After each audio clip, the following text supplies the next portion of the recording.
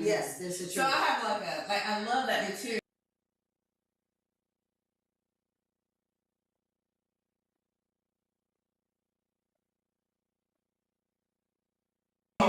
Oh, I travel with that. I'm like, that's like the best thing. Yeah. I'm looking forward to my long sleeve. I'm just put this on with some long sleeves. That's what you tell me. We're gonna keep it moving. That's what you tell me. I normally wear something like a Oh, and that's good. Well, you travel long. Yeah, you got a long time. But then you got to take your support.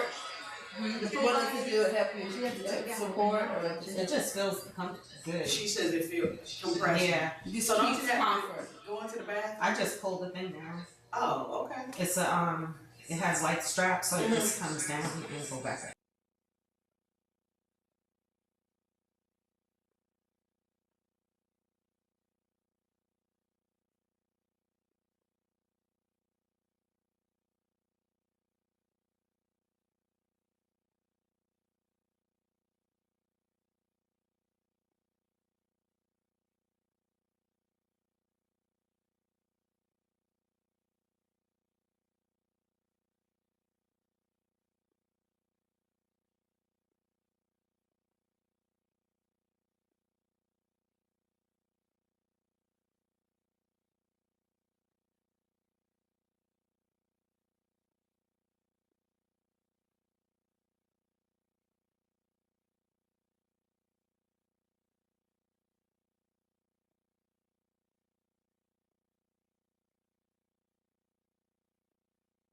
not yet. When I travel to Ghana, that would be my first experience. So she, Renee got her certification.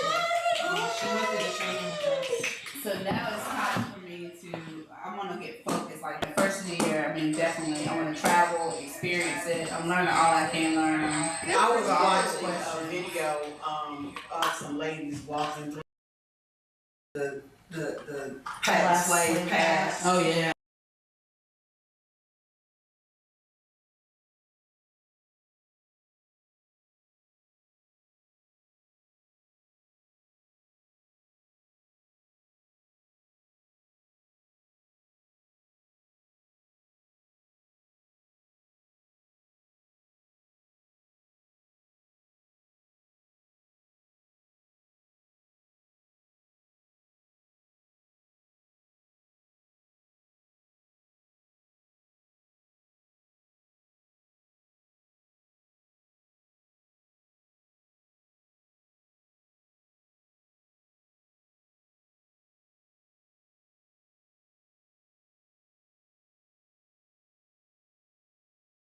Today, have positive focus on this class, help us to empower and impact your people, making them ready to go out into the world and represent you in an excellent way. Yes. In Jesus' name we pray.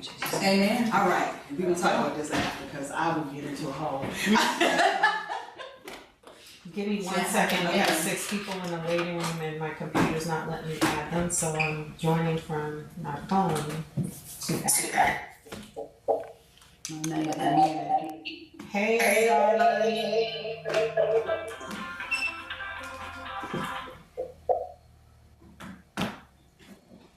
Hello everyone. What's up? We are about to get started. You said the link? Yeah, you got it. Okay, so I'm gonna drop a link in the chat and I'm gonna stay on this Zoom for about 10 minutes, but that link is a live link to the training.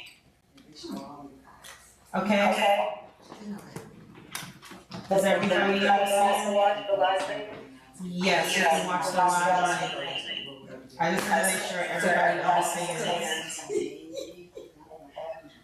You're like, I got this and pink. I got 2. Because I like color, girl. Yeah, I like the green. Yeah, It's like my cursor disappeared. She said, why did you get the black? I'm like, I like the light color. You like the light color? I like the darker. Yes, Yes, that's me. I'm about to end that. Give me a second. Did you guys plan to order the same dress, or it just happened? Here's the mastermind behind And it. my computer's frozen, so it won't let me mute my computer. So if everybody can go in the chat and click on that live link as you disappear from this Zoom, I'll know that you got my chat. It has our logo. So the last class we had the logo on it. Bling bling. And so then we were like, let's just use this. Does everybody see the link? And we both love this thing back. We're standing for an hour, so. Yeah. So, Yeah. I mean, it looked comfortable in the pocket. That's Pocket. Yes, just make sure the link is working. So you, right? Yes. Link. See you guys. Thank you. You're welcome.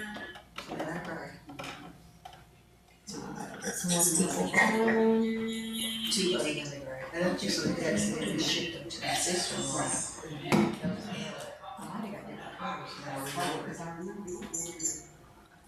Hello, everyone. We are using a YouTube link. I put it in the chat.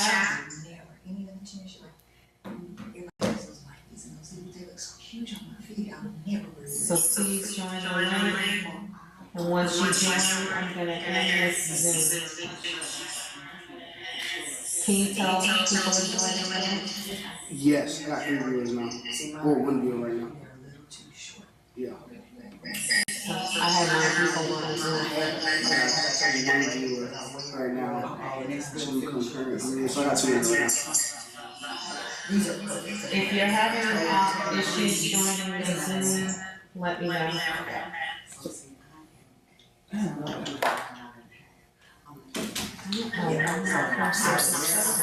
I'm not connecting for Got it. Usually seen. I'm so, I can't find the ones with the black tree. I don't know the black tree on the back. There's one here. Hey, Crystal.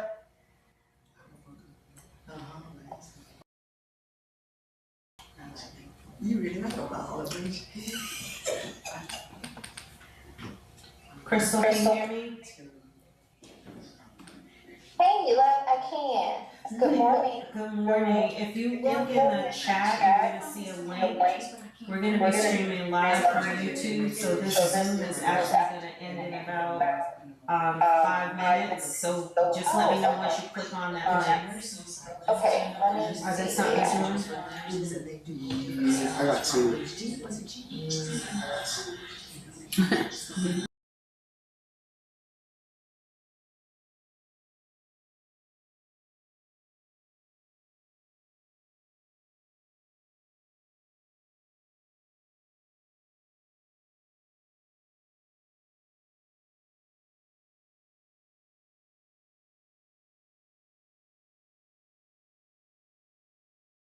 This one we were. What is that mushroom? Yeah, like a mushroom. I always went through the airport and everything. So like, so I was looking at these. I was like,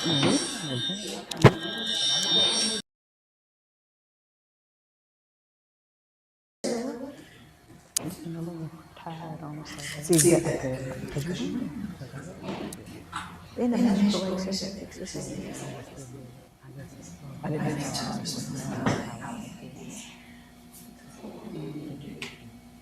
2, 3 weeks ago. 3 viewers. 2 weeks ago.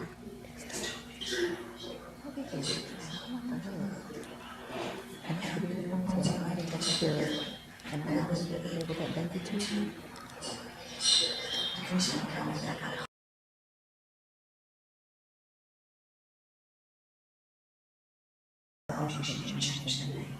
She said has inclusion, so I'm not doing her. I just asked her to change that name. So we can I was like, you can go up now. I just want to change that name. Yeah, it's ready to go. Hey Shannon, how are you? Okay.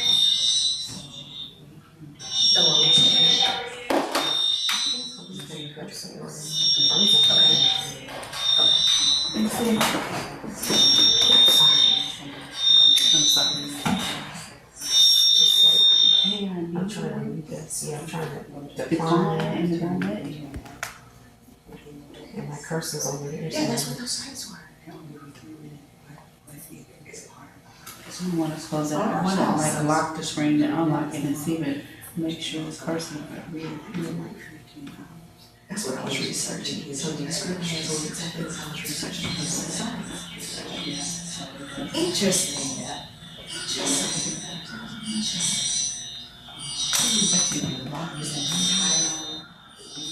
How about I'll close it down? Yeah, that's Because I'm on what here. then unlock it. And see if your cursor comes back. I'm gonna sign that. Nope. Oh, I was what the shit? Okay, everyone. Yeah, mine did the same thing.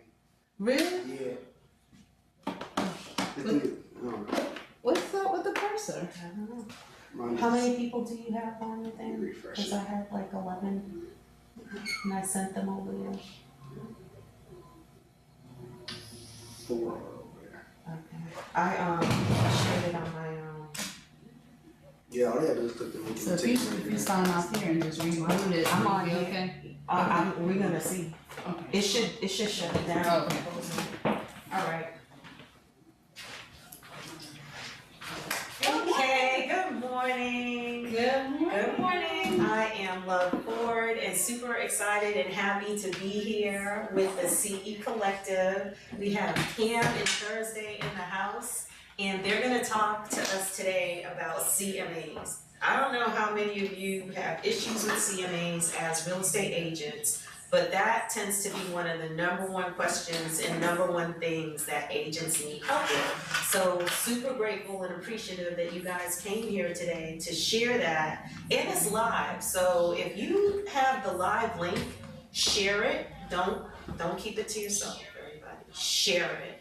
Let other agents take advantage of this training so that when we're working together, we all have the same knowledge and information so that we can have successful transactions. All right, so Pam and Thursday, thank you guys for joining, and I'm not sure who's gonna start, but.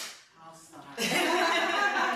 Good morning, everyone. Love, and I'm gonna ask you to do something spur of the moment. Sure. If you're gonna be on your computer, if people wanna drop questions Okay. in the chat, we'll be happy to address Okay. those. And that way, we make sure we answer everybody's questions. Okay. Does that work? Yeah, that'll work. Okay, if you can monitor that for us. So, good morning, everyone. Good morning. And welcome to this amazing training that we're going to have today. So we're going to have a training on CYA. I'm sorry, not CYA. CMA. Because honestly, that's what a CMA does. It helps you cover yourself when you are helping buyers and sellers come up with pricing.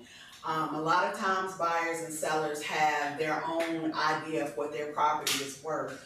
And what we know is that a property is only worth what somebody is willing to pay for it. No matter what else is going on, ultimately, that's what a property is worth. So today, Pam is gonna lead us in our teaching. I'm gonna jump in with my wonderful stories. And we hope that we will teach you a little something that you don't know or reinforce some things that you already do. And with that said, from Keys to Leads Part 2, Mastering the CMA and Pricing Strategy. Pam. Well, good morning, good morning. We are picking up from last session where we talked about blending to make sure our buyer was pre-approved. We talked about agency, and we talked about making sure you go over all the forms with them and protect yourself with the commission. And today, our buyers were showing properties, and now they've said, we want to make an offer. So what's the first thing we do when they say they want to make an offer? They say, how much should we offer? They rely on us, they ask us. And this class will work for buyers and sellers. There's a little few things that we need to do different for the sellers, but just wanted to let you know this will equip you to help buyers and sellers. We're going to turn the data into buyer and seller confidence, and that's what the CMA does. It turns their vision into facts on paper that we can analyze and come up with what is the best pricing strategy. So when they come up with these emotional numbers, well, I believe my house is worth, you can say, well, on paper. On paper, Yes. yes, we're saving them money, we're supposed to be the experts. This is our opportunity to show our clients why we make such nice commission checks. It's not just because we look cute. Right, We work hard, and we're gonna show them how hard we work by pulling all the information together, doing our due diligence, and making sure that they make the best possible offer. Absolutely. So we wanna know, how confident are you with your CMA skills? 1 to 10. Online, tell us, how confident? Des does all of our CMAs. Okay. That's why I'm here. So, to that point, that's why I'm standing over here. And doing primary teaching. This is not my baby, right? I can do it. I can do it well enough to help my buyers, but it is not my thing. And Pam is so awesome at it because she not only works with sellers, but she also works with investors. And for investors, CMAs are especially important because, $4 or $5 on their mortgage makes a difference with what they make. Their profit margin. So Absolutely. yes. So CMAs are so important. They really are. Because we use them in every facet of real estate. Price tag versus reality check, and this is what Thursday just talked about. List price equals seller's dreams. Also, sometimes the agent's dream. Yes. I had a scenario where I was working with some buyers. They found a house they wanted to make an offer on, and I knew the price was too high. Mm-hmm. So I called the agent and asked for her comps. Do you all call the agent and ask how they Never. justify that selling price? Never. So we should Sometimes do we that. have had some situations where, Yes. Des is like, I'm not sure where they're getting this price from Right. because this CMA is not matching what they're selling the house for. Right. That's good. So, yes. That's good. Okay. So when I called the agent, she said some new construction, this was not a new construction home that my clients were looking at. She said it has all of the features of the new construction homes that are 5 minutes away. Not even in the same community, not really a comp. And so my buyers trusted me at this point because I had showed them the magic of a CMA Mhm. and helped them understand that they don't wanna overpay for a property. Right. And it's our job to make sure those numbers match what the market truly says. And so what ultimately happens in situations like that, depending on the market, but you go in with the proper offer, if they reject it, I find that they end up calling you back in 3 weeks when the house is still on the market. So I had that Yes. situation with my goddaughter. We did a CMA, my CMA, but even with my CMA, this house was $30,000 overpriced. It was a little condo. And Wow. I said, so here's what we're offering, and the property needs work. She's willing to do that, but, the price needs to reflect that. They were unwilling. Well, no, we're gonna hold out. This is our retirement fund. I said, well, I understand that. I said, but we can't overpay for the property. Well, 3 weeks later, we're under contract with another property, and she calls and said, well, they're willing to negotiate. I said, well, unfortunately, we have moved on. So a bad CMA or listing a property based on the seller's dream Yes, can put you in a situation where the property is on the market too long, absolutely. and you lose Very out good on point, customers. When I was first selling real estate, my broker used to tell me the first offer is the best offer. When that person comes in with that offer, don't wait 3 weeks to see if somebody else is gonna come. You work with that person and try to get them to where you need them to be. Don't ever just walk away from somebody. So, Wow. I don't know if that's true, but that's just what my broker used to teach us. Yeah. Okay. And Thursday already mentioned market values, buyer's reality. Yes. Let's challenge that sticker shock. Seller pricing games, too high. Fantasy land contracts. Have we seen those? Yes. Mhm. That story of mine was an example, too high. Yeah. So it's our job to decode that. Too low, bait for bidding wars, so we have to be careful about those. because we stand the risk of losing earned due diligence money. Yes. Losing time, that sort of thing, so we wanna be careful about those, and that's why the CMAs are important. And we're gonna go over a little bit on appraisals as they pertain to CMAs too, but that too low bidding war, you get in a bidding war, you end up way over what the actual appraised value is, and that can be a challenge too. Yes, we are going to touch on that, thank you, Yeah. Thursday. And just right, time to verify with comps. I love it. So it's our job to teach our clients the comp code, explain what makes a home comp worthy. Because your neighbor's home sold for $450,000 doesn't guarantee that your home will sell for $450,000. We don't know what the differences are in those properties. So a comp is same size, same location, same age. Not the new neighborhood down the street. Not the new neighborhood, exactly, the new construction, no. And we build trust with logic, not pressure. So it's not our job to force our client to see our perspective, but just to help them see on paper that we're working for their benefit to make sure that they're paying the just price. And that's where you also set realistic expectations. So if you have a client who's just bound and determined to market their house $20,000 over market price, you can't stop them, but you have to also say to them, hey, are you prepared to be on the market for 6 months? Yes, I am, okay. I've set the realistic expectation for what could happen. And then at that point, you go another step. What happens when your house sits on the market for 6 months? Do you understand what that means to another real estate broker? That's right. Yeah. I don't have as much confidence in that property. I automatically think something's wrong with that property. Why hasn't anyone purchased it? And we're gonna make lower offers. Yeah. So do we wanna take that risk? So we have to be willing to educate that client. If you do that, this is what could happen. And Yes. maybe offer, okay, let's try this for 2 weeks. Yes. If we don't get any activity, if we don't get any good offers, then we'll revisit the price. Yes. But sometimes I won't take them if they're unrealistic. Have you ever done that? No. Anybody ever walked away from one just because it was an unrealistic number? No, I did, what we do is, negotiate, if it doesn't work at this price. Yes. This is how long we have. Yes. Gotcha. Okay. Gotcha. Okay. CMA magic isn't just math, it's market intuition. We have to know what's going on in the market, and we're gonna lead into those market statistics that we need to educate our client on as well. How long has that house been chilling? 0 to 10 days? We know we have to be a little bit more aggressive in that situation, right? So that's why days on market is really, really important.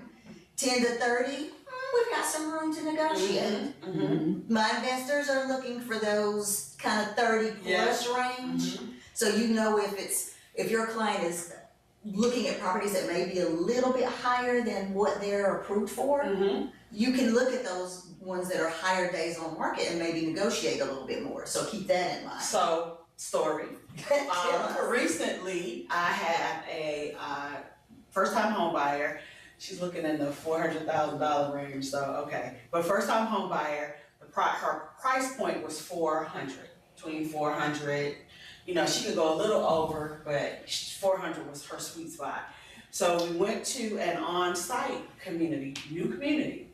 And the house that she fell in love with was 420. And why were we in there? Because it was next door to the house that we were supposed to be looking at. And she said, well, can I look at that one? And I said, we can. Not in your But budget. you're going to create an appetite. So she goes in there, she falls in love with it.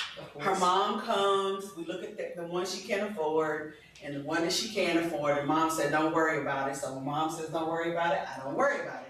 So we go to negotiation where we're going into the winter. We know the market slows down during the winter. Right. So I was able to negotiate $10,000 off of the house, keep her $12,000, keep her $12,000 concession, as well as her half of the that she wanted. Now, I tried that, but because I was aware of the season that we're in, and that's what we have to be able to do. And I led with that. I am making this offer not to insult you, but I understand that our market is cooling, not only because it's cooling because, you know, of the current market, but we're going into the winter. And I just want you to consider that when you look at this offer. Which is so important. Cause if Set you it take up. off, offend the agent, they Right. decline you. Right, So set it that's a up. very, very good Set it point, up for the Thursday. win, yep. 30+ days on market, bring your leverage. Let's play, let's negotiate. So neighborhood buys. So when we're helping our buyer decide what to offer, this is one of the things we need to look at as well. What's going on in the neighborhood? Yep. Are there a lot of renters in the neighborhood? Is it really transient? What's going on? Is the price per square foot going up or down? What's being built nearby? Yes, yeah, and is it the new hot area? So the area that I was talking about was in Kernersville. They are building everything in Kernersville, North Carolina. So it's the new hot spot. Right. So you don't have the same space you would have if you were in a more established city. Absolutely. Yeah. Absolutely. What's being built nearby? Thursday, talk a little bit about a VAD next year. Yes. So VAD, Voluntary Agricultural District. What are you next to? If you're out in the county, you could be next to a voluntary agricultural district. Well, how does that impact my buyer? Well, if they raising cows over here or worst scenario pigs, you know, if the wind blows, it's gonna change the whole atmosphere of the neighborhood. Yeah. What's going on in this voluntary agricultural district? If they're raising corn, we're good.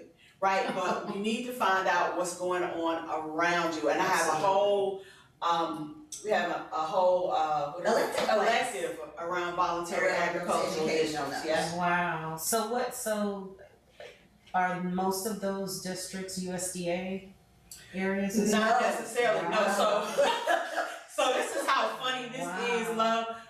Pam and I were doing our class and we wanted to get some footage, so you know you can Google and find out where the voluntary agricultural districts are. We were out in Oak Ridge, right? $1 million houses on the corner. We went down 1.5 miles, made a right. I don't even think it was a mile.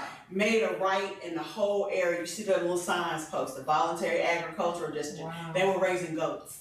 Yes. Wow. And it was, but they weren't smelly, no, Okay. because it was summertime. Thursday tried to go pet them. They were so cute. They were, and so it was, we were just really amazed at how integral they are, or ingrained in North Carolina they are. Yes. So you can have one right down the street if they're raising tobacco, but again, you don't know what they're raising. Right. So as real estate brokers, we need to, when we get these new communities, we need to find out what's going on around them. And can they change from tobacco or corn to pigs? They can, but they have to do paperwork and, I mean, you know, they can't just decide that they're gonna do that. Okay. Yeah, because they're getting tax breaks and things like that based on what they are producing. Right. Yeah. Wow. And one thing I want to add on that point, I love farmland. My clients that bought the $1 million house, they were not opposed to farmland, to the cows and the pigs. But what happens when you go to resale? Oh. That's something we have to make our client aware of. Yeah. That works for you, but is this your forever house? Right. Because if it's not, you need to think about how that can impact your resale. Right, and your market analysis will help them look at that. Yes, you're getting this great deal, right, on this acreage of land. However, when it's time for resale, you may not get the same return on your investment because somebody else is gonna be looking for a great deal too. That's right. Mm-hmm. That's right. Schools, zoning, and construction, we certainly have to, our due diligence here. Is there a flood zone in this area? So we're having to go to the records and make sure that we're covering those kinds of things so that we protect our buyer. That's part of our due diligence. Is that road private or is that road public? Do you as a home buyer have to pay for the maintenance of that road? And you think none of this has anything to do with market analysis, but it really does. But it does. Because it impacts price. How you price it. Yeah. Very good point. So secrets in the public records, look for prior sales and tax info. It's amazing because I work with investors, that's one of the first things we do. Okay, what did they pay for? And you might find that somebody is selling for $1 million, but they paid $500 for it. So that can give you an indication if there might be some room to negotiate. Yes. Square footage doesn't lie usually, but we have to check that. We have to fact check everything. LLC versus homeowner. Anybody have an idea of why we wanna know LLC versus homeowner? Yeah, There may be multiple signers. Okay, that's one thing. like right here where you said strategy, your strategy is gonna be different. The strategy is going to be And different. homeowner's gonna have like an emotional attachment. Yeah. LLC is more an investment, they're gonna be about the numbers. It's a hedge fund that has thousands of houses, and they may not be willing to negotiate. They may be willing to sit there for 100 days. If you hit 120 days, also may be able to make a better decision. Hey, look, get rid of this. Yeah, What do you want to pay for it, that's right, right? that's Look, right. look, how long take it, right? How long you want that to sit on your book? Exactly. I need to buy a new one, let me get rid of this one, right? Yeah. You never know. So we also want to make a point when you're looking for your comps, you also want to check the MLS. Because sometimes properties are sold, if it's a for sale by owner, it won't be in the MLS. We're looking in the MLS. So if you're struggling with comps, the public records can help you check to see if there are any properties that have sold that are not there. Because it can get challenging sometimes. in And some- Tax Realist is a good tool to start with because they do have the tax records in their Yes. CMA little app. It'll pull up things that have sold recently. Now, sometimes it pulls up crazy comps, but it gives you a basis to start with. It does, Yeah. it does, which is all part of our MLS, which is great. Yes. The comp quest, finding the golden three. We already talked about that it had, the comp code, it has to be the same size, age, style, and location. You wanna stay within 90 to 180 days, but you can go 360. So you can go a year out and adjust the price like a ninja. We're getting ready to go into that. I've actually got a worksheet for you all online. You might wanna grab a sheet of paper because we're gonna put this into practice, okay? No distress flips unless it fits. So it's important to know if it was a foreclosure or if it was a flip, that really shouldn't be one of your three because it wasn't priced at market value. Yeah. Case study kickoff. So we're going to talk about how we present with logic and get that emotion out of the way. This is not an emotion game. When we're talking about money, emotion has gotta go. Right. All right? So we're gonna choose our offer strategy. Whether it's going to be aggressive, above ask, fast. We talked about days on market helps us determine that, right? Balanced, fair, flexible. It looks like it's priced about right. And if it's conservative, it's on the low side, then we can be smart and maybe negotiate a little bit more for our client. And we're gonna refer back to this when we're looking at our CMAs.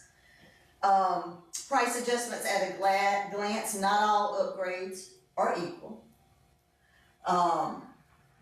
You're not going to get the same value for luxury vinyl plank that you would get for hardwoods. Yes. So that's what we're saying there. Appraisers use adjustments for value gaps. One of my biggest challenges was how much do I allow? That one has an extra garage or an extra half bath. Right. How do I price that? Anybody else have trouble with pricing? Yes. So if you'll scan this QR code, we have for you a form that gives you an estimate of the North Carolina values for all of those adjustments we need on our CMA. It gives you a range, and of course, the lower range would be your more median income pricing. The higher end would be for your more luxury properties. And helping people understand that the $50,000 you put in the basement with the wall screen TV may not equate to $50,000 because that was your personal desire. Yes. If that's not $50,000 worth of value to the new buyer, it's not gonna come out, That's right? right. That's So right. you just have to understand I always tell my buyers, before you make any upgrades to your home, give me a call because I'll help you determine That's what's exactly value what it is. added. Yes. Because if you're gonna put granite in the downstairs bathroom at the same rate that you put granite in your kitchen, that's fine, but you can't expect to get the same price for it, value for it when you resell. That's So right. just helping them understand where's the best place to put my money if I wanna have a higher resale price. And that's a very good point too, Thursday, especially on basements, because we know we get about 50% less on basements, unless it's completed like with the same finishes, ceiling, floor, and walls as the upstairs. So that's a great example of why it's so important to have your clients talk to you. And we're sitting in our marketing trying to stay in touch with them on the regular so that we're getting referrals. Yes. So make sure maybe something like that's part of your newsletter. Yeah. That'd be a great little tip in And I always do an annual reach out and touch. Hey, just thinking about you, what's going on, keep yourself in front of them. And if you find that their neighborhood is being greatly impacted price-wise in a positive way, send them a CMA. That's a little one. Yeah. To say, hey, do you know what your house is currently worth? Let's sell it and get you a new one, okay? That's a lead. We're always looking for Let's go. Let's go. So yes, were you able to pull that up? Yes, I was. Okay, great. All right, great. So we're gonna use that in our case study. And Thursday, if you will hand this out for me. Okay. 3 pages.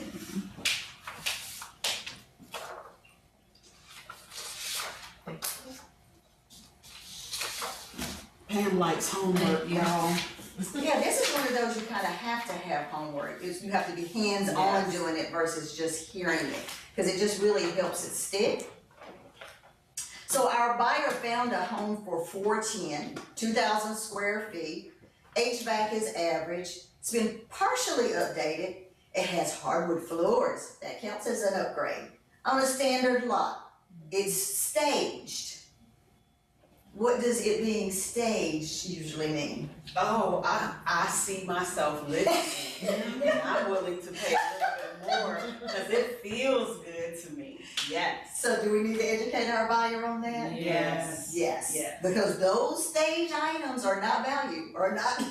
Yeah, they're not. They're adding no value. They're Yes. adding warmth and emotion. An emotion. And we're Right. trying to get rid of emotion. So our first comp sold for $400. It's new, has a new HVAC. The kitchen is average, hasn't been updated. Has standard flooring, similar lot, great mechanicals, neutral finishes. So we've got the same square footage. We've got an average HVAC and a new HVAC. So what price value would we add to the comp? So let me first tell you that when we're doing these adjustments, we never adjust the comp. We never adjust the subject property. We only adjust the comps to match the subject property, so we can determine the value. Make sense, everybody? Meaning you can't claim you have a new HVAC if you don't have one because the house next door has a new HVAC. I have to adjust my property. Right, correct. Okay, so we're going to adjust comp 1. So what adjustment do you see that we need to make? Are our online people participating? So the new HVAC, Uh-huh. comp 1. How much value based on your sheet do you think you would give that? And this value, it says from 6 to 8. So the subject is average, the comp is new. So in the middle. Good job. Everybody got that? Good job on that. Okay, partially updated kitchen, comp 1 has an average kitchen. So we've got a value there for updated kitchen. So what would we adjust there? We're gonna go up on him. Mm-hmm. Mhm. And so the updated kitchen Yes, is from 10,000 to 15, so we'll maybe give it, since this one is average, maybe give it half again. half again. Okay, you keep up with the numbers for me, please? Okay, and so when we do have like from 6 to 8, that was probably about 410, we're in a median price range, so let's just do the lower number, just for let's practice. just do the lower number. Okay. Higher number we'll say is $1 million property. Okay. So we're doing 10,000 Uh-huh. for that one and 6,000 for the new HVAC. Uh-huh. The comp 1 has standard flooring, the subject has new hardwood floors. So you definitely get value for hardwood floors. Yes. How much do we wanna give for the hardwood floors? So it's from 5,000 to 12, right? Mm-hmm. And we're not luxury, but we're kind of mid, right? Yes, So maybe we give them around, like 6 or 7. Or Yeah. yes. And so, you want me to just do 6? Just We're, keep it even? let's do 7, we're 7. talking about 2,000 square Yeah, feet, so so let's do 7. 7. Okay, so 7. So that 5 would be for a smaller square footage home. So that's the other thing we have to keep in mind also, the size of this home. And where the hardwood is, so if I've got Yes. hardwood running through my bedrooms on the first floor, that's gonna be more. If you are replacing carpet, it's normally carpeted areas with that solid surface, then you're gonna get a higher value as well. We get no value for carpet, y'all, just so you know. Okay, so how much are we adding to comp 1? We have, for the new HVAC, we're adding 6, and then for the hardwood floor, hardwood floors, we're adding 7, and then for the updated kitchen, we're adding 10. Is that what we said? Or About half of that. probably about half of that, so like 5. So 5. 18,000. 18,000. So that makes comp 1 418. Identical properties. Does that justify your buyer paying 410? Yes. Yeah. Cause it looks like, yeah, absolutely. Okay. And the other thing we have to take into consideration, based on the days on market, do we think this is an aggressive offer? Yeah, it's because it's 10 days on the market. It's 10 days on the market. Mm-hmm. So what might that offer look like? Let's talk about what the due diligence first might look like. You know that there are going to be a lot of offers on this property. It's underpriced. It's underpriced, so my question to my buyer is going to be, if in the process of this transaction, something goes haywire, what are you willing to lose? That's the conversation. Also, how willing are you to lose the property? And so there has to be a balance. Are we gonna offer $10,000 in due diligence? Can you walk away from that if you need to? Yes. Or if something happens, if you say no, now understand this, because it's underpriced, it's gonna be competitive. It is So very you have to take that into consideration too when you're doing your due diligence. You may not have more than one opportunity to make an offer on this. Based on the CMA, 418 is where we would land, so let's maybe look at, if you're gonna, it's listed at 410, let's look at maybe offering 415 and putting down $5,000. That's what I was thinking. Yeah, so you have to create that balance, but the CMA empowers you to do that. It does. And it helps it make logical sense for your buyer. So even if you stay and offer them at asking and you do like 6,500 due diligence. Yes.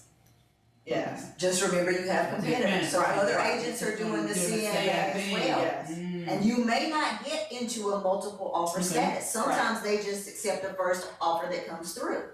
Recent situation, we were making an offer on the property. When I went home and did my CMA, the property was listed for $275.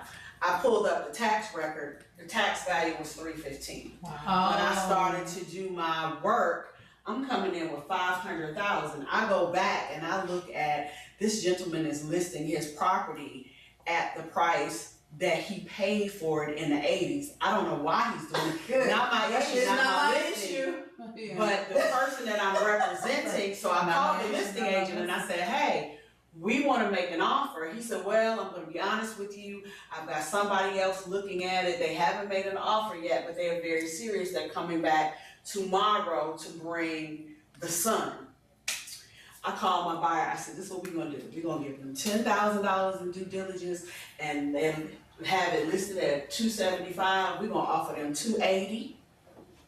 Because we want them to sign this paper today. Yes. What we don't want to do is get in a back and forth with this other person. So let's make this juicy enough that they're willing, if they're only asking for $275, $280 should make them happy, and it did. Yes. So they immediately signed. He told the other people, hey, we have somebody making an offer, and they're like, well, we can't move that fast. Great, we can't. Yeah. So So do you also put a deadline, like this offer is? I do, but I did it with this person because I've worked with this agent before and I know that he's integral. Okay. So, but if I don't know the person, like if I'm doing a deal with Pam, I'm not gonna, I may not make that demand. Yes. Or if I know that it's a multiple offer situation, if I had called and he said, I have 3 offers on the table, now my offer is gonna have a deadline. Okay. Because I need to know what you're gonna do. I don't want you to string me on for 3 weeks while you negotiate with 5 other people. Right. Yeah. Okay, so that's great to hear, because I've never been in I've never seen that, like a multiple, hadn't been there yet. We're gonna teach So, that. We'll teach yeah, that. so what you're saying makes sense with the deadline. Never Yeah. thought about that. Yeah. Like, because if you're out there, you got the offer out there, you can just sit until they decide. Right, and your buyer every day is becoming more and more attached to this property emotionally. Yeah. So every day that lingers on without resolution puts them in a situation where you got to deal with the whole, well, what could you have done? I couldn't have done anything other than set a deadline, so I'll do that next time. Yeah. So how many offers would you say? Would it be 2, 3 that you do the deadline? If it's just one, I mean, one. If you tell me you have another offer, Yeah, I'm gonna just put a deadline on my response, yes. Because what happens is when there are multiple offers, then you set your buyer up to lose. Because if I know there's multiple offers, I'm gonna come in high. I'm gonna come in aggressive. Right. So if you don't set that deadline, you keep getting stretched out. And And they just keep waiting for the next highest offer. Unless you're a cash offer. Right. Yeah, cash offer. Closing as soon as the title work comes back. Yeah, you can, they make a whole different level of. Yes. Send me proof of funds. Yeah. But be careful with cash offers. I'll add on that, be very, very careful with those, because a lot of the investors will put it under contract. And they come back. Asking for $20,000. Yeah. So you've lost all that time, that 20 days they were doing their due diligence. So you might have to put some clauses in there that say you're not going to make any repairs, just to protect yourself. Yeah, that was my question. Like, how do you prevent that? And that's what I do. I put you need to do your inspection before the offer. If you think you're going to negotiate anything, make them do their inspection ahead of time. Right, so that you're not pulling your house off the market for 20 days. Yeah. And Thursday made a very good point. I think it comes up earlier, but I just want to really, really emphasize that their first step before you start doing your CMA is to call and find out if there are any offers, because that's going to affect how you look at this. So always call first. Are there any offers on this property? Yeah. Okay. Because sometimes it's still in there, or they may say something, well, we have a verbal acceptance, which means the paperwork is being done, they've accepted it. So there's no need for you running home, doing CMAs and market analysis and all kinds of things, because this property is pretty much gone. And you can also say to them, hey, my buyer's interested. If for whatever reason it does not go to contract, give me a call. Yeah. And they will, because trust me, they want this to get on resolved, and they want to go into contract. So we'll just do comp 1. You did such a good job on that, bravo team. So we just want to look at a second one, case study 2, which is on the back page. And what I want you to really, really look at is the days on market. How does that change? How does that change our offer? So I want you to start thinking this way. That's a really big number that you need to look at. So your strategy will be significantly different on this one. Our adjustments will be the same, right? But we know if that property's been on the market 60 days, we more than likely have some room to negotiate. So what might our due diligence look like on this one? It was 10,000 on the other one. A little bit less, maybe. On comp 1. But if my property has only been on the market 1 day, and the other properties were on the market for higher days. And I'm looking at, okay, this one is new, right? So a new HVAC minus average, partially updated average days, newer hardware floors. So mine is higher, but based on these numbers, I may have to negotiate down. Right. I may have to, just based on how long these sets on the market. Yeah, that's what I was. If I'm getting an offer on day 1, even though it's day 1, I still may have to look at my client and be like, listen, they're coming in at 405 and they're giving you $10,000, let's go to contract. Right. You got, or if they come in at 400 and they say, okay, we're gonna give you $2,500. Let's look at it. How quickly are they gonna close? Are they gonna close it? They gonna close in 45? Let's go. Hey, that's better than the 60, 90. Right. Right. You're trying to close the 45. You Yes. say just that to your Yeah. client. Look at how long these are staying on the market. We have an offer on day one. That's strongly considered. Goes back to that old adage from Cookie. The first offer is probably your best. Yeah. So what would your due diligence look like on Yeah, that? Let's talk through that. Yeah, that's the thing that I was gonna ask about that. Anybody online commenting?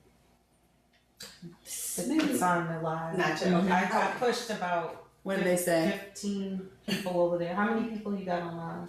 7. Did anybody say anything? It's okay. Oh, we just wanna make sure we address that. Yeah, we just don't want to miss that question. So yeah, what's your due diligence gonna look like? Anywhere from 5 to 6,100, maybe. I like it. Good numbers. I might start lower. So 5. Yeah, I might start at 2,500. And the reason, so, but I would also tell my buyer, now, we're gonna start at 2,500, but you may have to go to.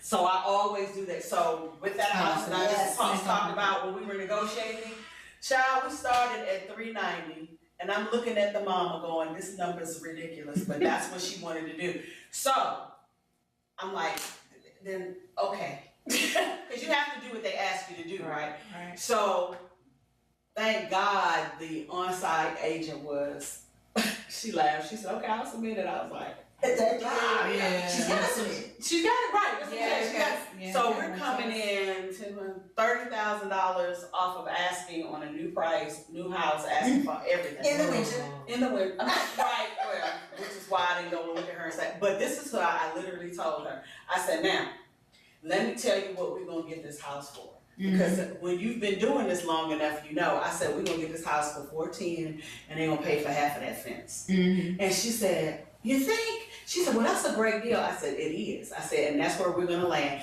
So we went back and forth a couple of times, and she said, that's what you said. Because you usually end up doing this for a minute, right? Right, exactly. Do you, houses, well, average, I guess, is about 60 days on the market sometimes, what you're seeing right now, you know, in this area, in the Triad area. What about due diligence? Due diligence, we came off a time of due diligence being 20, 30,000, 40,000, you're fighting, you know.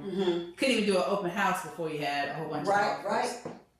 Now the average is growing up, like depending upon pricing or what have you, still the average can go close to 60. Like when you said half of that, like the 2,500, are you finding that due diligence now they're coming? Yes. Because I see investors $500. Oh, yeah. They're And sometimes you throw the spaghetti on the wall and see if it sticks. You know, what if they come back and say no, we want, then you can negotiate from there. But absolutely, when the market slows down, due diligence gets lower, everything shifts down. Yes. Offers shift down. I now want my little 3 to 6% off the asking price. As a buyer, I want you to lower the price. I want you to buy me a home warranty. And, you know, there are things that are now coming back into play that 2 years ago we were like, no, you can't ask for anything. Just you make the offer. Show me money. Show me Make the money. offer. Right. Yeah. And the other thing with that too, keep in mind the age of the home, their potential for repairs. Protect your client. You know there's a basement and you smell mold. Give them $10,000 or $5,000, and then you have to. Then they not negotiate the basement, and then you have to spend money for that, right? So you want to keep that in mind too. You've toured the home. What are some potential repairs that we could be facing? So it's really important to look at that. And you know, explain to your buyers as well. I feel like real estate is all about education. Even when you're dealing with people who are buying their second or third home, market analysis are so important because they're a foundation for where we start. But like Pam said, if you go down in the basement and you get a whiff of mold and you look at it, you don't see any moisture, but it smells funny. You know, now we got hidden mold, so we don't even know where this is. So you have to make sure you don't let your buyers get too excited. And you have to tell your sellers, listen, I smell mold downstairs. I don't see it. We need to get an inspector in here. That's right. We may have to pay for repairs. That's right. You know, set the stage for them. I always say one of our primary jobs is creating realistic expectations. Yeah. CMA is the greatest tool, but also, you know, when you walk in it and you're looking around and they got purple walls, because that's their taste, and they like, yeah, it's beautiful, and you're like, okay, specifically for a person who likes this, yes, but you're gonna narrow your market if you don't spend $3,500 to paint this house. That's right. If you're not going to paint it, be willing to accept a lower offer because they're gonna have to pay. Exactly. So you have to be willing to educate, and you know, you walk in, you're like, oh yeah, this is not gonna sell for what the one next door is exactly like it's sold for. It's not. So, Yeah. And I like to start offering a concession for things like that. Okay. I like to tell my sellers, offer a $6,000 concession for paint. Yeah. That way they don't see it. Because paint will turn a buyer away in the end. I'm like, daggone it, it's just paint. But when they cannot see themselves in that house, Yeah. they will walk away. Mm-hmm. But I think it's too much work. It's too much work. When it's not. They don't, because they don't know what too much work is. Yeah. So, you know, Yeah. again, yeah. And if you tell them it's gonna cost them $5,000 to get this 5,000 square foot house painted, you would think. Yeah. It's like, oh, okay, well, just know it's just 3 rooms, you can be, That's 10,000 now, let me tell you. I'm in property management, so Paint is paint is insane. It's insane. That's $10,000. You just hurt my feelings. sorry. Yeah. She said, oh my gosh, clutching my pearls. One thing I wanted to share while we're talking about due diligence that's really, really important in the negotiation process. If you're going to offer $10,000, one of the things I do to protect my buyer, I have an inspector on standby that will go in and just do a quick walkthrough and tell me if there's anything major, if I'm at any serious risk of losing this money. So protect your client. I hate putting somebody at risk of losing $10,000. Oh, it makes me so nervous. Oh, so I treat my clients like I want to be treated. Yeah, exactly. Protect me. That's the biggest thing. Yes. Yes. Good job. All right, so now we're going to go to our CMA toolkit, which is using Quick CMA or Cloud CMA. So choosing the right tool. So for buyers, Thursday and I'll usually do just a quick CMA. Okay. Okay? My buyers don't care what it looks like. But for sellers, it's all about presentation. Yes. All Right? about that money. Absolutely. Yes. And they've already seen the neighbor's house and think they should sell that, and they've seen the on Zillow, they should sell for that. So you really have to go all out with the maps, with all the details, with the graph, everything, so you clearly, visually show that seller where they should be. Chat GPT is your friend. So when you've created your CMA, upload it into Chat GPT and ask it to give you pointers on how to sell the list price that you think is best. Use the tools that we have. AI is amazing. It is amazing. So it'll just give you little nuggets to say, hey, listen, this is why your house should be at this price. This is why your house should be at that price. However, understand this. This is the biggest caveat to all of it. It is not our decision. The only decision that you have is, am I going to list it or am I not? You do not have the ability to force your seller or your buyer to use your price point. Yeah. Very, very true. Okay, what tools are you currently using? Do you use Quick CMA, Cloud CMA? Have you done any listings? Yeah, I've done, I started off with the Quick, and quickly I realized that's not where I was supposed to be for my listing. So I've done just the Cloud CMA. I've used, is it called Realist? I forgot. Tax Realist. Tax Realist has one as well. I've used that for the overall presentation because I had my picture in it. I can get some details and some facts. So I've used that before. Okay, great. Yeah, Great. Yeah, use your tools. Please use your tools. Absolutely. The MLS has done a good job with us on that, making it really easy for us to generate those and really have a really nice And when presentation. in doubt, call your broker. Do not get out there on some CMA craziness and you don't know what you're doing, because you can present something to them that's $30,000 over what it's valued, and now it's hard to walk that back. You know, you can go up, but trying to walk back the price on the seller, You can't, yeah. It's tough. It's gonna be tough. So if you're not sure, get some help. And I tell you, Des was really good at showing us that. Like, I would, because I was new, I just took whatever the CMA said, but she showed how to go in, like, really look at what comps are being pulled up, what is the closest to your subject property. Yes. Be okay with removing what doesn't make sense. That's right. And yeah, so that was very helpful. Yeah. Yeah, and it's always good to have somebody on your team that is analytical like that. Which is why she's doing stuff. Which is why I'm big. I mean, if it's not your thing, don't be afraid to ask for help. Yeah, that's it. Absolutely. And I'll be honest, I've had some, I had one recently that had solar panels. I had no idea, there were no comps for solar panels, I had no idea how to price that. I was willing, because I want the listing, sometimes you have to pay to play. So I paid for an appraiser to go in there and give me a value. Right, because my seller didn't want to do that. I wanted to keep the deal. It makes me look good. Yeah, and if the numbers are right, Right. you talk about $500,000 house. I'm saying. I will find out what these solar panels are right. Because if you make them mad and you disappoint them, they'll never come back to you. Right. But if you go the extra mile and make them happy and they know you're working for you, they're going to refer. And that's one of the biggest ways to stay in business.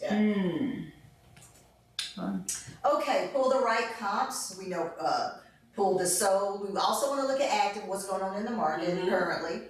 The date range, we said 90 to 180, but you can go to 365.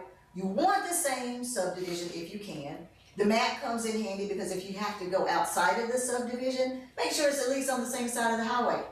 And see, in Guilford County, I'm gonna talk about the Greensboro area, you have to be very careful because you can have very modest homes right next to a community that's $1 million home. Yes. These are not your comps. Yeah. You have to explain that to your seller. Listen, I know it's around the corner. It's not your comp. It's not. I don't care if it's similar square footage. Right. That's all brick. You are all vinyl. It's not the same. Right. Yeah. So you want to drive it and make sure. If you can't tell from the map, drive it. It needs to be within 10 to 15% square footage, or we can adjust that using the form that I gave you. Within 5 to 10 years, we can adjust if we're outside of that, if you have a tough time finding things in the neighborhood that are true comps. A similar lot size, features, oftentimes we know we can't find another one with a pool. So you may have to just adjust to get there on those, okay? Any questions on that? And try telling that seller that his pool isn't worth anything. It's not, because I don't want a pool, I want you to have some. And I was gonna say, and I try to tell him, listen, that was for you and your kids. That's right. It doesn't mean anything. Not in North Carolina. And if you in Florida, it's a different market. But in North Carolina, we don't care about your pool. But what Thursday's saying, we do have to educate our sellers with that. Yeah. We really Again, before you install that pool, give me a call. Yeah, absolutely. Using the cloud CMA, we have some instructions here. You can take a snapshot of this slide on how to build the cloud CMA. I was going to pull up the MLS and kind of just walk you through that, but it sounds like you've got that. I hope our folks do online. We can do another course, or do you want me to go ahead and kind of go through that? Yeah. Okay, all right. So give me just a minute to transition. Okay. And we'll go. So I'm gonna run my mouth for a minute. I'm gonna talk about Please do. pools for a second. So it's not that pools don't add value. I just want to be very clear because depending on the price point of the house, it can be a very big plus. But if you're in a moderate community with a huge backyard and you decide to add a pool, that is your pool. That pool may or may not mean anything to somebody, and it may also be a negative because of pool maintenance required in this price point. So make sure, again, when you're talking to your buyers or even your sellers, if your buyer is standing in the backyard going, oh, and I'm gonna put a pool back here, okay, let me help you understand what that does and doesn't mean. Right. Because it may not mean what you think. It may Right. not add the value that you want it to. Right. So just wanna make sure we're aware of that. And I'm just kinda talking because parents like all this. But yeah, so just remembering, trying to help them understand that all improvements don't bring value and they're not all the same. Yeah. It's interesting having, been in real estate for about 23 years.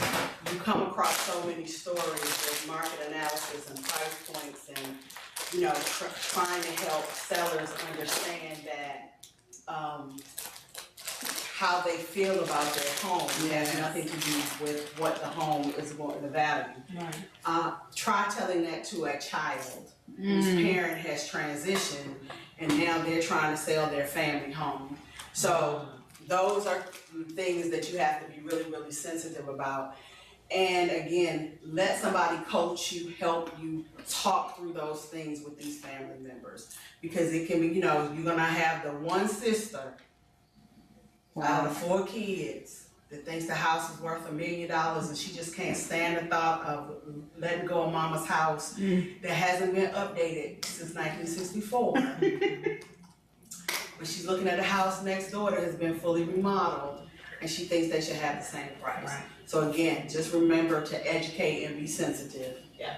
Because it is emotional for them. Yeah, we had a situation, it was an older lady and her husband passed away. And the children kept doing updates to the house and we're like, that's not just leave it alone.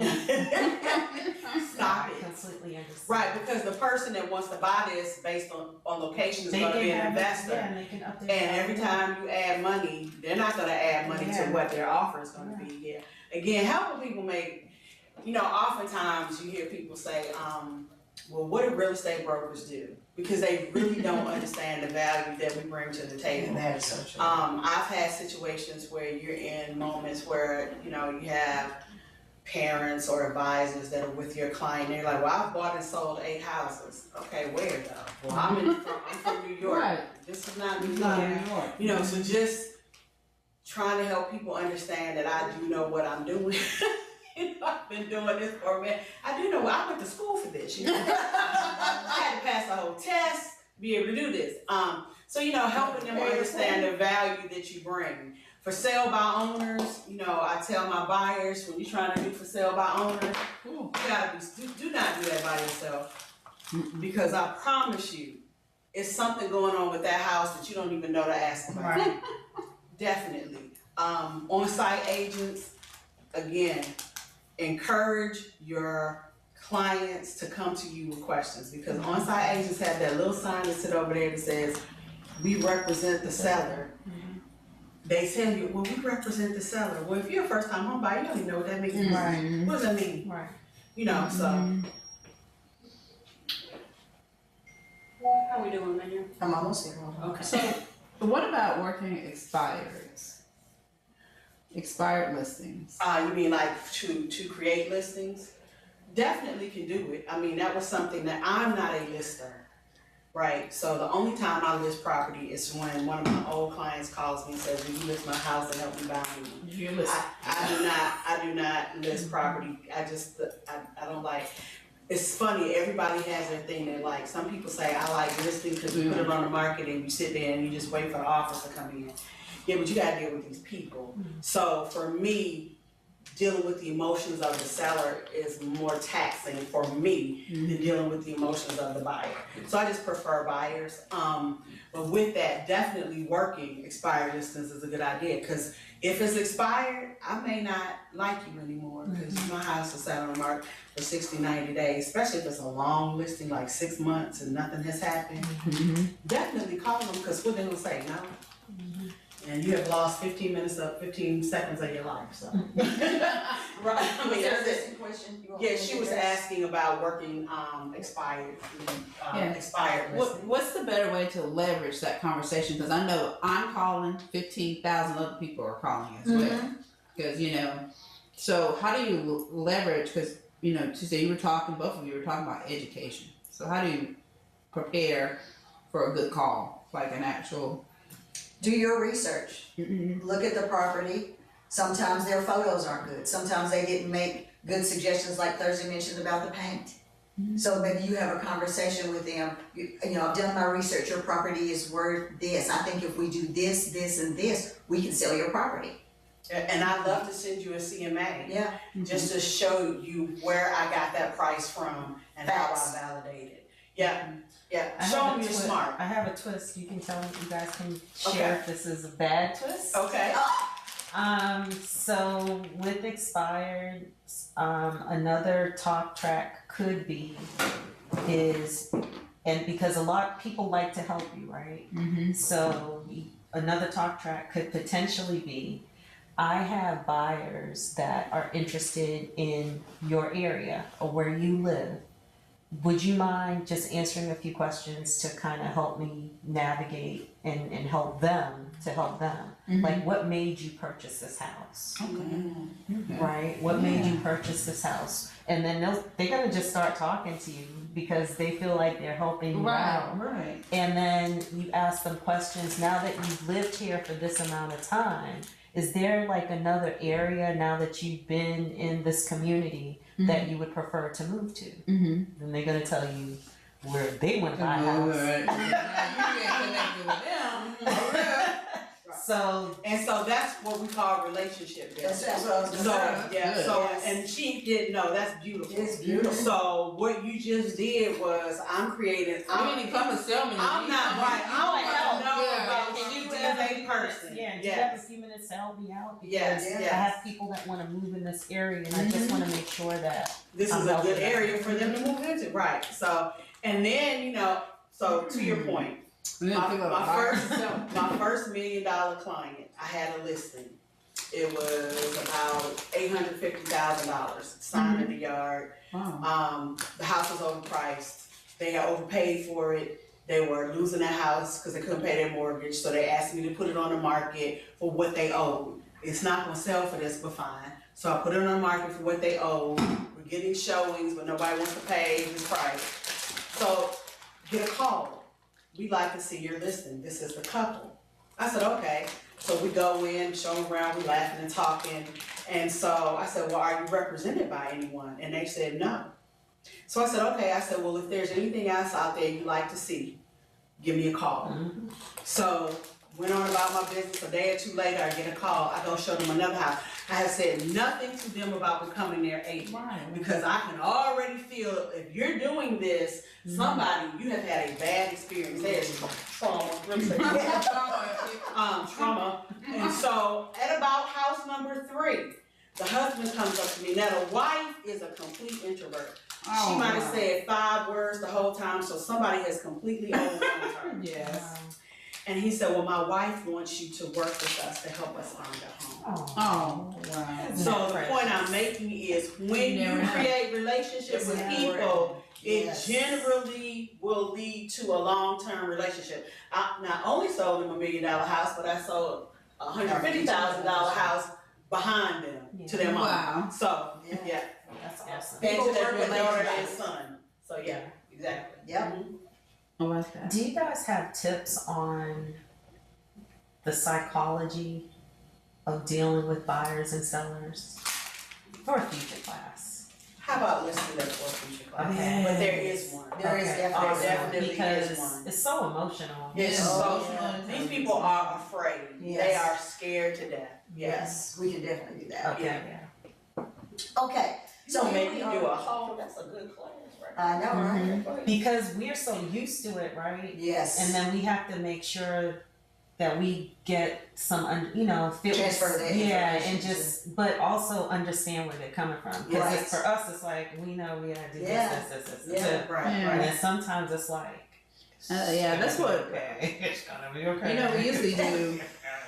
We do workshops all the time. It's like you do seminars and workshops, and then we go through every step of the process. But that first part of that buyer readiness process is the most emotional kind of piece. God helping them get that loan. Yeah, That whole and that inspection is just that scares is the Jesus out of them. right. It's like, it's that's the difference between the workshops I'm gonna start doing. I'm focusing on my credit person, my lender person. We sit down, we dig, Mm-hmm. and you just focus on buyer readiness. Yes. Yes. And I Yes. didn't even think of the emotional calm. It's a huge. Yeah, I might need a counselor in there too. Yeah. I mean, seriously, some peace and Yes. It doesn't have to be there. Thursday night can definitely help Yeah. you with that. where Yeah. Yeah, how to do that, yeah. Okay, so I have pulled up a property in Greensboro, and the first way to do a comp that I don't like, and some people may use this, so I just wanna share, is we have few comparable properties oh here. yeah, I said that. Yeah. And the reason I don't like this one is, as you'll see, it doesn't allow you to put in any parameters. You just have an endless list that you have to scroll through and get a headache. So I don't like this. I haven't narrowed it down to the size, I haven't narrowed it down to the age, any of those things, right? So what I like to do, and I don't know if you all use this way, but I like to, let me go back. I like to go to the criteria page and put in, and usually I'll start with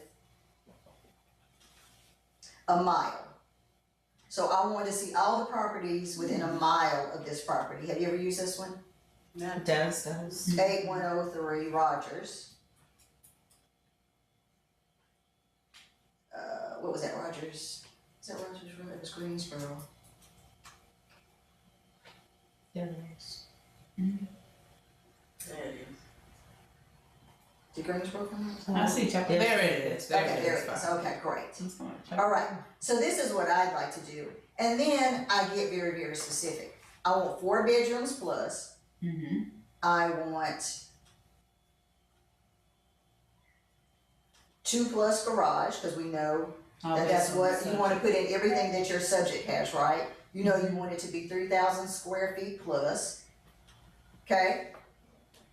And our age, I didn't look at our age, I should have. And we want to do closed, 0 to 180, and we also want to look at active, right? Mm-hmm. So we have 13 properties. That's a lot easier to scroll through, right? Okay, so let's just look at that real fast.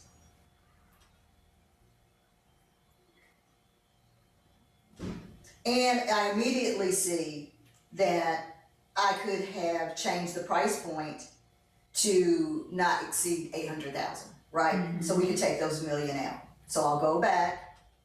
This is just how I get very, very close. So I'll go back to my criteria, and the price, I will put 0 to 800.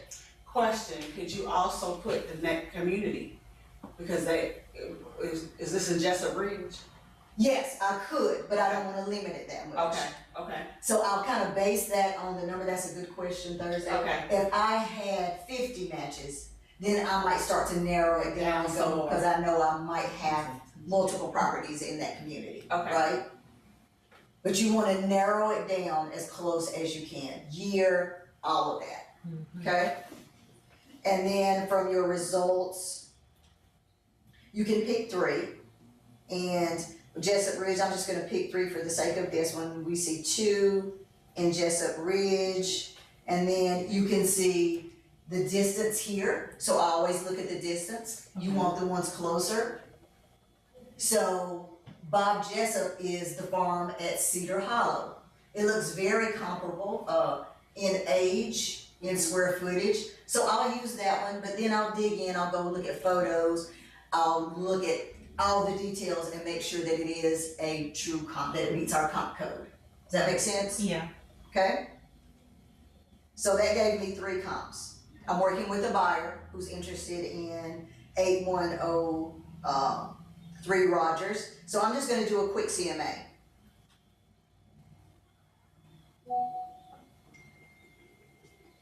And what we see from our quick CMA is that we have an average sales price, an average sold price of $731. Do you see that? Average sold price $731. And they are very, very comparable. All of them are 4 bedrooms. One has only 3 baths, but it has a half bath that the others don't have, right? So we would adjust those values and it'll probably balance out pretty close.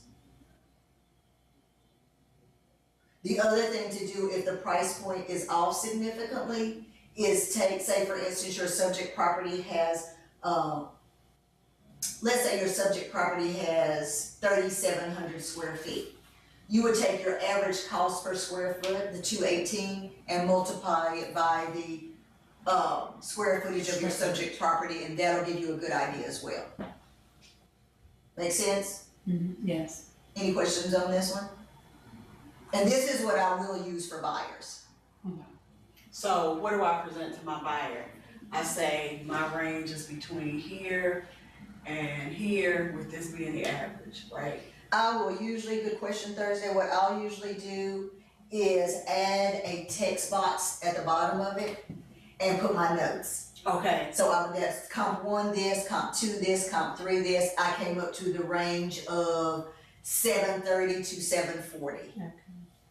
That way I educate them on how we came up with that amount. They see that there's no $850,000 comp in there like they thought the neighbor's property. Right, okay. You know, that they could be in that range, or that Zillow told them it was 850,000. They can clearly see, so there's no argument.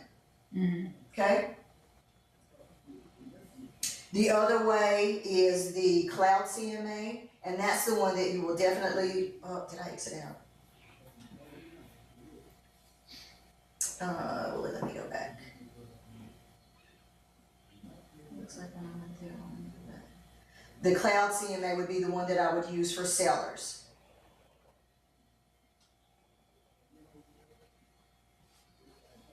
And the reason I like to do the quick CMA also, when you do that cloud CMA, you can take the comps you use from your quick CMA, which saves you time, Right. not let cloud pull, and then you have to screen through all of those all over again. We've already narrowed it down to our 3 comps. So you would add those comps to your cloud CMA. And bam, you have it. So you don't have to spend a whole lot of time that way. And this gets, I'm gonna say convoluted or more intricate when you're dealing with higher price points with different amenities, right? So I got a steam room, I got, you know, you start adding, that's when you start getting, you have to get way more specific than you do, let's say, in the average price point in your area. And I don't wanna offend that seller, so that's exactly when, I'm not gonna find a lot of comps probably, because it's a unique creature. Right. So I'm going to hire a appraiser to come in and do that one for me. Yeah, again, and depending on the price points, you have to make an investment when it comes to the market analysis. When you're dealing with $1 million properties, these people feel very strongly about the choices that they made. Yes. They have amazing taste, everything they did was perfect. So sometimes you have to hire a professional that's not you to come in and help them assess the value. Absolutely. Yeah. That way you stay on neutral ground. I don't want to be, I don't want you mad at me, cause I didn't. I'm sorry that your pool is not worth the $50,000 you paid. Yes. So sometimes, what Des and I do when we're listing properties is we do encourage the seller to do an inspection and an appraisal. Because now everything is known upfront, they know what's going on with the house, and they're filling out the property disclosure accurately. And so when a buyer sees that, they feel more comfortable with the transaction. Absolutely. We call it like a certified listing, but I like that. Yes, that's good. I think that's fabulous. I think And that's I agree, if they're willing to do it, some we are not, encourage but them. I think that's a great idea. That So way. it's almost like me with buyers who say they don't want a home inspection. No, we Oh, I wouldn't even. I don't care. Yeah. We need a home inspection. I wouldn't even close the deal without Yeah, that. I won't. Yeah. There's no Yeah, way. yeah. Oh, yeah, I agree with you on that. Or, I paid for them, cause I'm like, no, we're not doing that. No, but you bought a relationship that will Yes. last you forever because you Yes. protected it. Mhm. Okay, any questions Home on this? inspection and home warranty. Required on a previously owned Yeah, property. I'm like, Must have, yeah, sorry. yeah.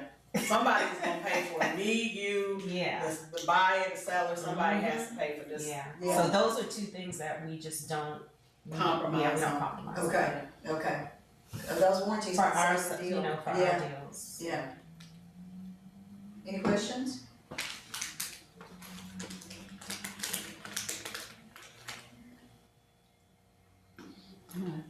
Any tips in there that helped you with that one? What you just did, Okay. being, with the criteria, Mm-hmm. using the subject property to make sure I narrow down the Narrow search. it as close as you can. Mhm. Year, I mean, all of that. Yep. And that I can Usually use that those much same closer. 3 if I want to get more in detail. Yes. Yes. That's good. It could, I know that cuts out 30 minutes worth of work. It does. Because you have to go through all that criteria all over again. So this is just a quick way to narrow it down. Mhm. And then create your beautiful report with the maps and the graphs and the Okay. We'll get back to our presentation.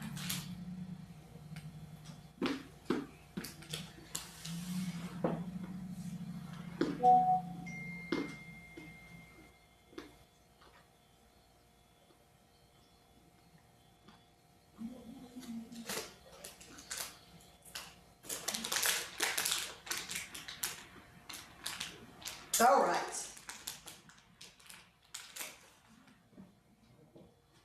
Now Pam doesn't have her mouse today. It is not making me happy. I'm struggling over here. I hate using a laptop mouse. I just hate it. Okay, so here we are to present like a pro. And we kind of talked through that already, that you're just pointing out all the points and educating them why they should price where they should. The other thing is, we were talking about emotions a few minutes ago. Mhm. Read your room. Some sellers want, hello, I'm Pamela, this is your presentation, but you have others who that's a turnoff for. Yes. So you wanna read your room and do your presentation based on who you're presenting it to. I just wanna add that. Because I've had a lot of people, especially men, that say, I don't need you to read this to me. Yeah, I don't need to say that. And so with lifestyle, we're huge on AI. We Okay. are an Yes. AI driven company. And so you can use AI to help you prepare for dealing with that person. There's so much content on social media and online that you can literally Plug that stuff plug in that there. stuff in there Yes. and it's gonna tell you Yes. how to navigate through that conversation. Right. So And this goes back to what Thursday said earlier, and what you just said, is chat will create your script. Yes, Mhm. especially if you put, this is a professional, this is what they do, this is, this is the personality I observe. What's gonna be my most effective way of presenting this information to them, yeah. And you already know what their arguments and their concerns are, so make sure you address those on that column. You can Yes. even add their social media links. It will search through like how they communicate. Oh my goodness, now I did not know that. Yeah, Did you know can that? put their Facebook, their LinkedIn. I guess kind of like it captured how I put some of my book in there, and Yeah. so chat talks like I It talk just now. go out and just search. Amazing! Excuse me, that's my son now. Oh, okay. All right, CMA go up with visuals, we already talked about that if it's a buyer, you typically don't have to do that, unless you know it's a buyer that likes that. Some people learn better from visuals, so if you know they tend to learn better from visuals, maybe you could go ahead and do that, but I always recommend this for listings. Okay? Confidence multiplier, data tells the story. I mean, it's out of your hands at this point, the data doesn't lie. We just guide the plot. Presentation tips, of course, present with confidence because you totally are confident. Because you've done your research and you know what the price should be, you know why. You can justify that, so you can go in there completely confident. The mini script, we've already talked about the script. We don't want to force a price on them, so we typically want to suggest that you give them a range. That way they feel empowered, they get to have a say. It's their home, they're connected, so give them a range and let them decide from there. But of course you encourage, you steer. Encourage, correct. Steer. Steer is a bad word. It's a bad word. It's a bad word. We're not steering neighborhoods. Yeah, okay. She's like, don't say that. The S word. No, the S word is a bad word. And then we just have a final checklist to help you through the CMA process. And this will be, we will have this available on the website once we upload this class so that you just make sure you have everything together and present that professionally. Make sure you capture that deal. When the appraisal drops, Thursday's gonna touch on that. Okay, so let's talk about this appraisal situation. So there's several ways to deal with plus and minus appraisals. So you get an appraisal, you have a property and you're looking at it, the value is different from what the listing price is. So you've made your offer, you got it under contract. Best practices, find out who the appraiser is and you immediately send them your CMA. As you want to give them the comps that you use Yes. to come up with your offer. Why do I want to do that immediately? Because once they do the appraisal and they submit it to the bank, you have no say. Now you have to go through the bank, you can no longer contact that appraiser, you can't say anything to them. Once they're done, you're done. So the best time to do it is, hey, the bank says we've set up the appraisal for such and such a day, buyer or seller, here's my comps. Here's the comps I used to get to this price. They're still gonna pull their own, but it will at least let them know how you got there and you're gonna come closer to the same valuation as what you listed, especially if you know you're right there on the edge, right? There's another little trick. Okay, Well, I don't want to use the word trick. okay, There's another suggestion. Okay. Is to print your CMAs and leave them at the house. Absolutely, absolutely. For Awesome. listings, you always do that, Awesome. and they use them. Yeah. yes, They that's use- awesome. Another way to do it, well, when I say get them to them, that's a great way to do it. I like the email, but that's a great way to do it because that's a non-aggressive, hey, by the way, Yep. this is what I use. Here's my Yes. beautiful CMA. Thank you so much. And what I learned, they're oftentimes not local, so that really helps them with their Yeah. job. Yeah, they don't know the area. They don't know the area. Right. So let's talk about when the appraisal comes back short, or when you think it's gonna come back short, or when you're in a competitive market and you know it's going to come back short. You have to explain to your buyer that they need to have cash reserves, okay? You want to offer $450 on this house, the bank is only going to loan you what the house is valued for. You have to have the difference at your house in the bank or under the bed somewhere. You have to have the difference that you're ready to pay. A lot of times they want to make the offer not understanding that they have to pay the difference. The other thing that I've done in the past is I've made an offer, based on what the seller is saying that they want. I know that this house is overpriced. I know this appraisal is going to come back short, but I add a caveat. If it doesn't appraise. If it doesn't appraise, we will only pay the appraised value. You have to cover yourself because once you make that offer, if you do not make that caveat, your buyer is responsible for paying the difference. So you want to make sure you add that. And with FHA. And Yes. VA. Yeah. Well, FHA has changed now. Oh, Yeah, okay. You can now pay the difference if you want to. It used to be, if this was the price and it didn't appraise for that, they're only gonna pay the appraised value and you could only pay the appraised value. Now you can pay the difference. But with FHA now, can you still get out of the contract if it doesn't appraise? No. Wow. No, you cannot, not if you are. Outside of your due diligence. Right, not if you say, I understand that this could appraise for less and that FHA is only gonna pay this much. Okay.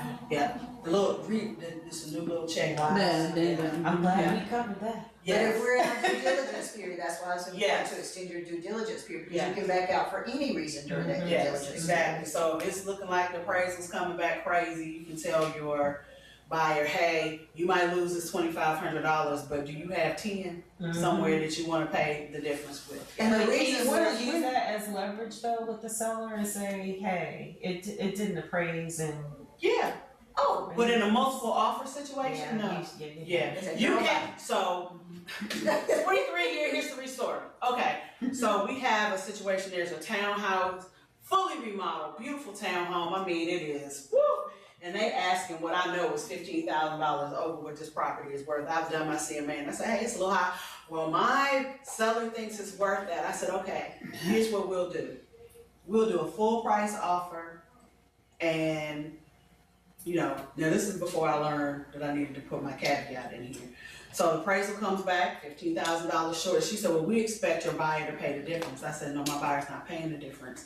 I said, she can't afford to do. So we ended up going back and forth. So what we ended up doing was my buyer paid like $3,000 over the list price. I mean, over what the appraisal price, because she was willing to do that. Okay. I said, do you want this enough to pay any difference? She said, I can give them 3 more. Okay. And they took it. Okay. But that was before I knew I needed to put that caveat in there. And so I say, there are times when they want to do it, there are times when they don't want to do it. They're like, well, I'm not paying more than what it's worth. I get it. Right. So you have to be willing to walk away from that.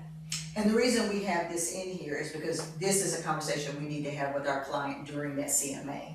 Yeah. Because sometimes they can't pay that, sometimes their lender won't allow them to pay that. Yeah. So you have to have that conversation up front so they understand where they could be and you know how much reserve they've got to play the game. Yeah, right.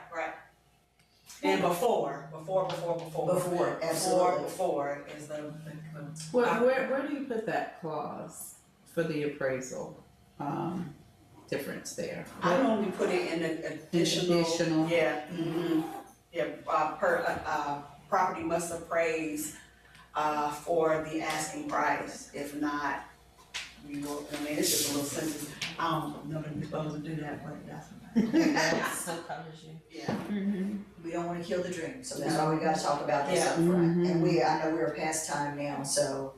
We're enjoying that. Okay, so we talked about this too, ask this before writing, do you wanna win fast or play it safe? Risk tolerance shapes your offer, we need to know what our buyers or seller's risk tolerance is. And then this last one, educate, don't dictate.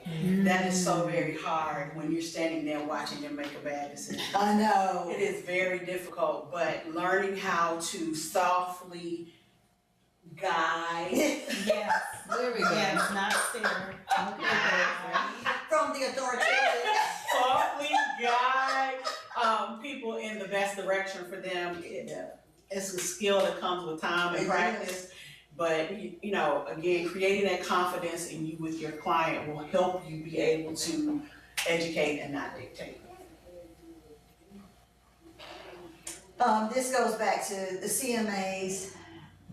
Everybody's gonna come up with a different CMA. I would have one price, you would have one price, Thursday would have another. So there's no right or wrong answer, you just wanna get as close as you can to a fair market value. I just got a text message from someone that's watching. She said, this is good. I didn't know I could contact the appraiser. Yeah, me Yes, either. before the appraisal is done. Not after. Once the appraisal is done, you cannot call him. I just Only need- the lender. Yeah, I just need, you can can call the lender and say, hey, I wanna submit my comps, will you give them to the appraisal? You can, what do they call it? Not question the appraisal, Challenge. challenge The the chat appraisal. was turned off of the YouTube. So I'll fix that next time. Yeah.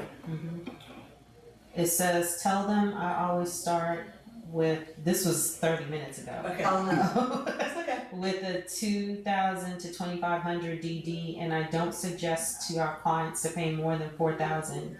I justify it by taking the house off the market for 30 days is a mortgage payment. Yes, so that's good. That should be the DD amount. That's I good. use MLS and NAR RPR for CMAs. Perfect. Nice. Okay. Beautiful. I Okay. think that's a great strategy, and if you have to sell the due diligence fee to the seller, that's a great thing. Hey, what's your mortgage payment? We'll pay that. Yeah.